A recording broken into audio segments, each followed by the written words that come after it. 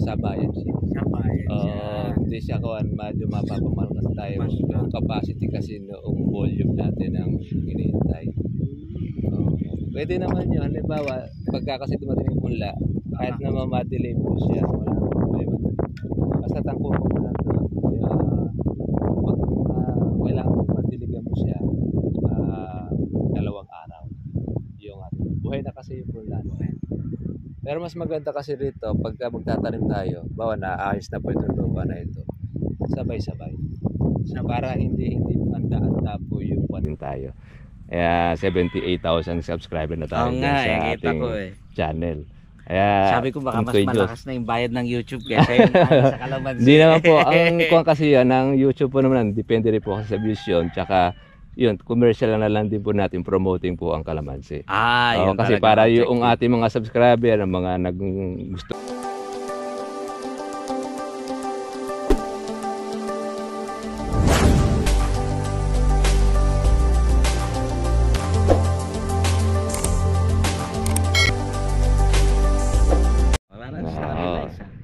Dati kasi cellphone lang din po gamit natin. Noong una kasi nagsasample lang po tayo. Nag-send lang po kasi ako sa Facebook. And then mayroong mga nakapanood ukol doon sa kalamansi. Mayroong mga nagsabi sa akin mga subscriber to follow up. Sabi niya, pwede kayo mag-connect ka sa YouTube. Yes. Kaya naisipan natin mag-vlog doon sa YouTube. Ito paano po nakilala naman din tayo. Kaya 78,000 subscriber na tayo sa ating channel. Kaya, sabi ko baka mas malakas na yung bayad ng YouTube kaysa yung sa kalamansi. Hindi naman po. Ang kuwan kasi yan, ng YouTube po naman, depende rin po kasi sa vision. Tsaka, yun, commercial na lang din po natin promoting po ang kalamansi. Yun kasi para yung ating mga subscriber, ang mga gustong makasaksi o mag-business ng kalamansi, madali lang ma-search ka Antimaro yung channel natin. Yes. Kasi yung channel natin, mula pagtatanim, hanggang sa pagpapalaki ng kalamansi, pagpapabunga, hanggang doon sa pagpitas, hanggang pati sa pagmamarket, kumpleto yung ating channel. Nasa 1,600 na videos na tayong upload doon. Nag-umpisa po tayo 2020. Noong pandemic, nag-start po yung ating channel. Kaya malayo-layo na rin po yung ating natakbo ng ating channel, kung saan na rin tayo nakakarating. Then yung pong mga kuwan po natin, mga subscriber, mga naghihingi po ng kanilang tutorial, sinasadya po natin siya face to face para matulungan natin sila. Makita na natin yung paraan po ng kalamansi ay long term na business, hindi once a time. Hindi kagaya po noong ibang mga gulay, lalo na sa palay. Basta ang kalamansi buhay kagaya nito. 4 years and a half. Pero tingnan nyo po, habang siya lumalaki, lumalabong, meron na tayong kinukuhanan po siya na mga bunga. Yan po yung binebenta natin sa farm, sa market. Pagkatapos, yung pong ating kalamansi, hindi po siya isang bungahan lang, kuya. Yan ay continuous. Pwede yan ay monthly income. Kaya lang, meron tayong tinatawag po na marambihan. Yung marambihan, ito yung bunga ng alaga, tsaka yung paglalagay natin ng abono, tsaka ito yung pag-spray. Ito yun, yung mga bukong mga maliliit. Ito yung mga batch na inalagaan na marami. Ang ani nito, mga buwan po ng Mayo. Pero bukod yun, habang hinihintay natin yung kalamansi. Pagka nagganito na ba siya, gano'ng katagal bago buwan siya? Na po ito, 1 buwan na po yan. Mula doon sa pagkabulaklak. Pag natagtag na siya, 1 month na yon. Ganito na size. Pag lumaki-laki na ng konti yan, magiging tinatawag natin kasaresa, 2 months. Pagka siya ay magagaholin, 3 months. Pagdating na po sa malapit ng pupitasin, 4 na buwan. Kaya ang kalamansi, 4 months mula doon sa pagkabulaklak. Kaya continuous, 4 months po siya. Kaya yung iba parang may bunga na pero pinamumulaklak pa nila. Pinamumulaklak. Kasi ang kalamansi, pag pinitasan mo na siya, halimbawa, ito pinagpitasan na. Pag pinitasan mo yan, mga ilang linggo, pag natubigan, magpo-produce ulit siya ng another na bulaklak. Kaya ang kalamansi, yan, ang sikreto niya, basta diretso alaga mo, hindi ka pakakawalan ng bunga. Depende na lamang yan kung meron kang tinatarget po na panahon or buwan. Ang kalamansi kasi na ikakalendar yan. Kung gusto mong mag-harvest ng buwan ng April, December, pwede ka na magpabulaklak. Kung gusto mo ng buwan naman ng May o January, pwede ka na magpabulaklak para doon sa harvest ng buwan ng January o ng Mayo. Yan ang kagandahan ng kalamansi kasi ito rin, pwede mo rin siyang iyantala. Halimbawa, pagkapitasin na siya, nabababaan ka doon sa presyo, edi hayaan mo lang, lumalaki yun. Kasi pagka mataas ang kalamansi, naaagad ang bunga, maliliit. Kaya minsan makita mo sa palengke, gahulin lang eh. Yes. Pero yun, pinagtsatsaga kasi wala silang gagamitin. Oo. Ngayon, kung gusto mo naman na medyo lumaki-laki kalamansi mo, medyo bababa lang naman ang presyo yon. Depende yon doon sa market o sa dating ng kalamansi. Kasi pag halimbawa, konti ang dating ng kalamansi at maraming bunga yung kalamansi natin, doon tayo makaka-jackpot. Kaya sa kalamansi, marami dyan minsan ng kadalasan po yung jackpot. Depende po doon sa ating farms kasi sa mga gulay, talaga namang swertehan na lang din pag jumakpat ka na rin sa mga gulay natin. Kaya lang, kailangan lang dyan, matyaga ka talaga doon sa pag-aalaga. Pag-aalaga, para rin gulay ito na inaalagaan. Tinutubigan siya, lalo na pagka halimbawa, ngayon tagtuyot. Minsan, 10 araw, minsan 8 araw, tutubigan mo yung At least kalamansi. 1 week. Depende kung mabilis matuyo ang inyong lupa, nasa 1 week ang maximum or 10 days. Ay, ano ba yan? Effective ba yung sprinkler? Ang sprinkler dito sa amin, hindi po namin ginagamit eh. Bakit? Ang effective po kasi dyan, yung dito sa ilalim, sa lupa. Ang sprinkler, pero pwede lang yan kung halimbawa siya, yung pang maintenance mo lang siya na umbasa sa dahon niya. Pero yun nga, medyo dagdag gastos yung pagka-sprinkler kasi dito sa amin wala pa na mag-sprinkler dito. Puro sa ilalim, puro patubig. Merong tubo sa ilalim Opo, meron ito pinagkukuhanan ng tubo diyan, ng tubig. Dito pinatutubigan niya, pinapaagos yan. Meron po ba nakabaon na kwan dito? Puro dihos po sa amin. Dihos. Nandun nakakuha yung dinamo namin, ginagamit po noong isa kong pinsan. Kapatubig. Sa atin naman po, kailangan naman din naman natin siyang damuhan o herbicide kasi pag hindi mo siya kinuha, gagaya niya, magkakaroon po siya ng bagay. Kaya yan din sa tatanggalin din natin sa ating kong kalamansi. Ito po yung ating farm. Nag-umpisa pa lang po kasi tayo ng alaga, halos kasabayan po niya. Kaya maliliit pa lang po yung ating pong bunga. Okay. Ilan taon na po to? Ito po yung 3 taong mahigit. Siguro 3.5. Nagpapatubig tayo, bukas na lang po natin tutuloy. Kaya marami rin itong kumbaga na bunga, kaya lang hindi pa natin napapansin dahil maliliit pa. Yun. Pagka po ang kalamansi po ay bilog po ang bukong ganito, buo yan. Pero pagka po siya ay mayroong mga kupildong, yun, mga sira na yun. Bakit may putol-putol kang mga Hose. Yun na po ang dugtungan para dito sa mga sa ilalim. Ito yung sinasabi ko po sa inyo, ito yung pinakapagitan. Mataas yung pagitan. Pag tinutukan mo rito ng hose, dire-diretso yung tubig mo doon sa baba. Ayun. Pag sa kabila naman doon, dire-diretso naman pupunta doon yung patubig. Mas ginhawa, hindi mapuputikan yung kuwan po natin. Paa, hindi laging nakababa. O laging nabababat sa tubig. Ito po yung magic fruit po natin. Hindi pa pala kayo familiar dito, ano? Patikman lang po natin kayo. Dahil bunga niyan eh. Yan ang ginagawa pong dahilan ng mga nahuhuli kong nagnanakaw eh. Kumukuha lang po ng magic fruit eh. Pero may kasama kalamansi. Sige. Tikman niyo yan. Huwag niyo kakililibot to. Yung pinakakawalan niya siya. Tikman niyo. Basta't lumasa siya. Matamis. Matamis na siya. Okay, kuha tayo ngayon ng kalamansi.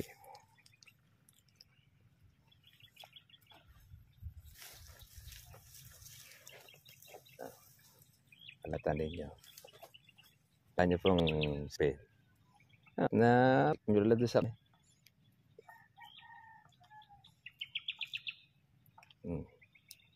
ano po lasa? Lasang dalandan. Lasang dalandan, ano? Yan yung bagong variety po ng kalamansi ngayon. Na matamis. Anong market po ang may gusto ng ganito? Ganyan matamis ang kalamansi. Hindi, kaya lang po ganyan matamis yan dahil doon sa kinain ninyo magic fruit. Nabago yung inyong panlasa. Lahat kasi ng mga maaasim, patatamisin noong magic fruit na inyong kinain. Okay. Kaya halimbawa, yung anak ninyo ayaw ng kalamansi, di mo mapainom. Pasubuhin mo lang ng konti ng magic fruit. Makukuha niya yung kalamansi. maiinom niya. Halimbawa, mag-juice kayo ng kalamansi. Pigayin nyo na pigain. O, lagyan nyo ng yelo. O, sumubo kayo ng magic fruit. Baka kakuha na kayo ng kalamansi. Kaya siya magic. Kaya magic. Pag Pero halimbawa, malaki rin siya. malaki. Gaano Kung katagal na? matagal na po ito, siguro mga nasa 7 years na po ito eh. Mayroon po mga tumubo rin dito. Iba, pagka gusto magtanim, kinukuha na lang natin dito. Kaya lang dapat pagka basa. Pagka sinipag na lang tayo, maglilipat na lang tayo ng iba nating tanim tayo malalaki na iba. Yan yung magic fruit. Nahanap pa tayo ng pambunga. Naagad dito ng mga bata eh. Pero maraming bunga yung nito.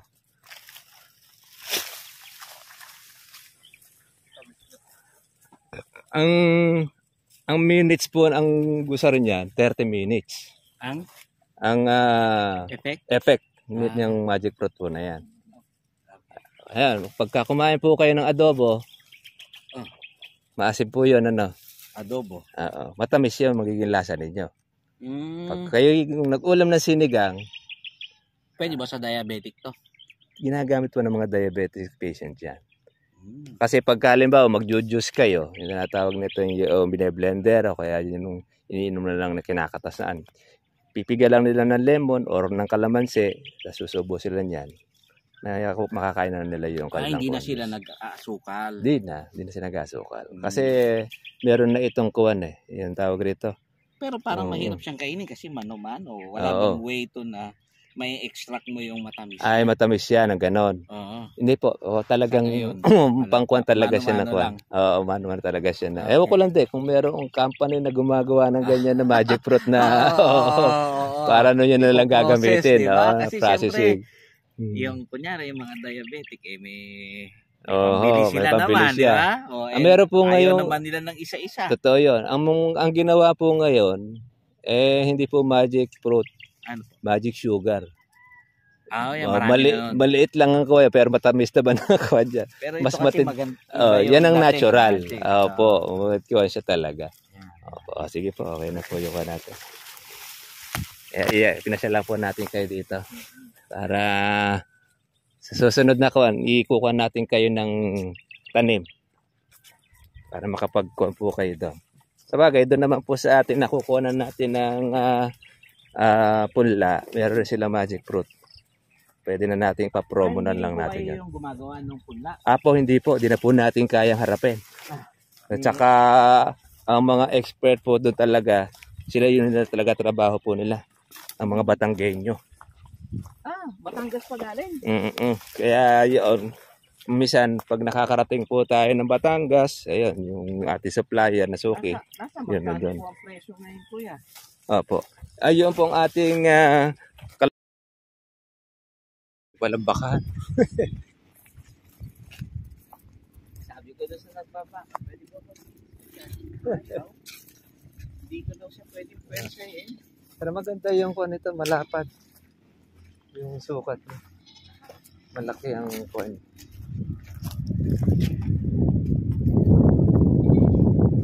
Isan yung patubig ninyo? Okay, meron po isa dito. Diyan? Sa ilalim yan. Okay. Now, yung pinakita ko sa yung video, yun doon. Yun, yung tubo na yun. Tubo na yun. Ayun, ayos. Doon din po kayo gagawa ng kubo o doon na sa bungad? Ito, ang iniisip ko parang storage na lang yan. Para lang hindi manhakaw yung makina. Sa bagay, para at least yun ay magbabantay na. Diyan na rin ilalagay yung mga tools ba? Tama, yung mga gamit ng makina. Gamit pang patubig, tapos yung mga hose na mabibili.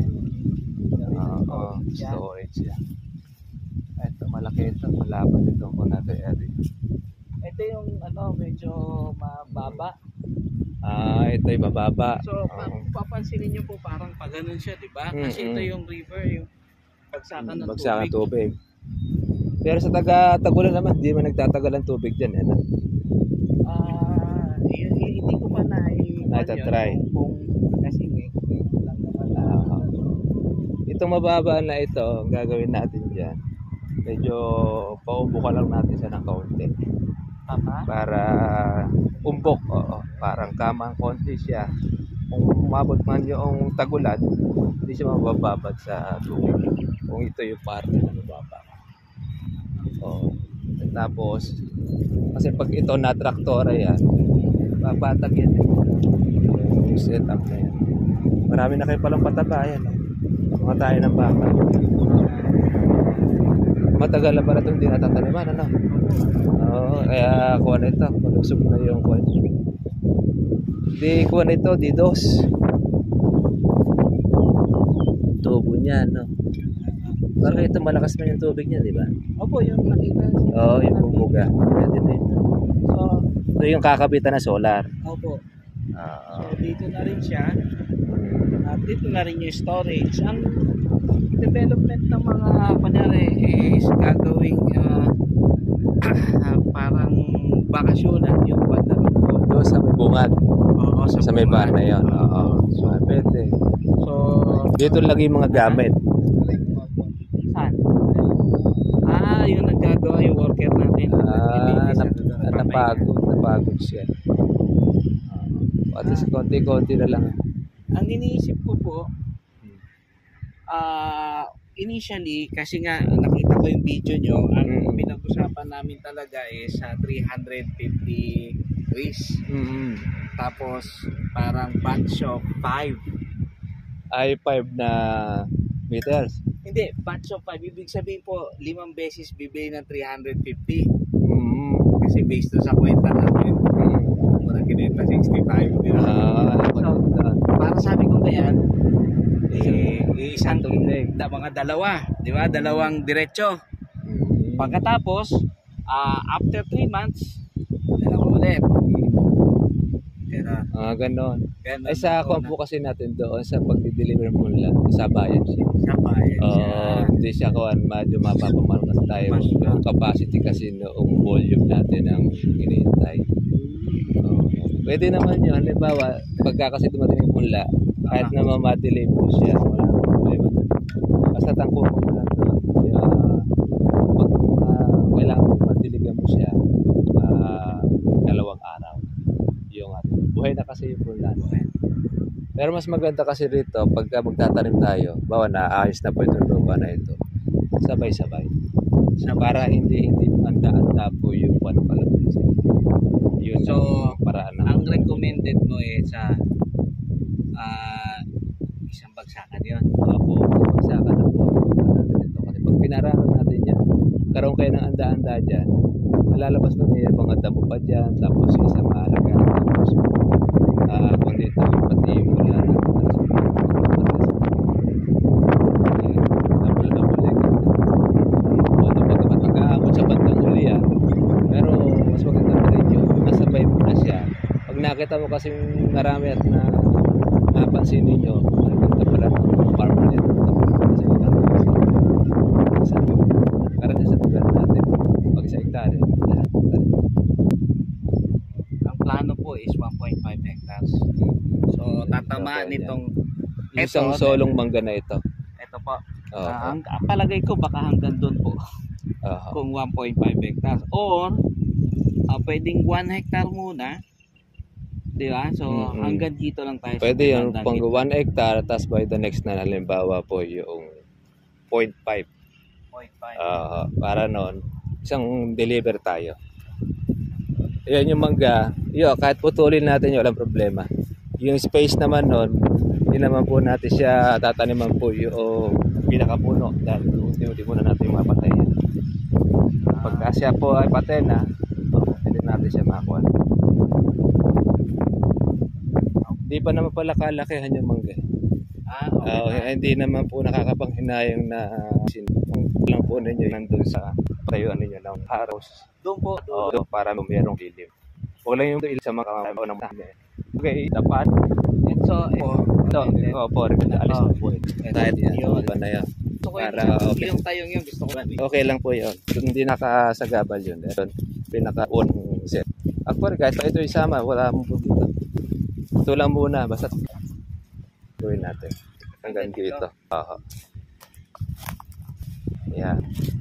Ito, may stara siguro ito. Yan, kuha na ito. Ayan, maluwang yung sa hektarya.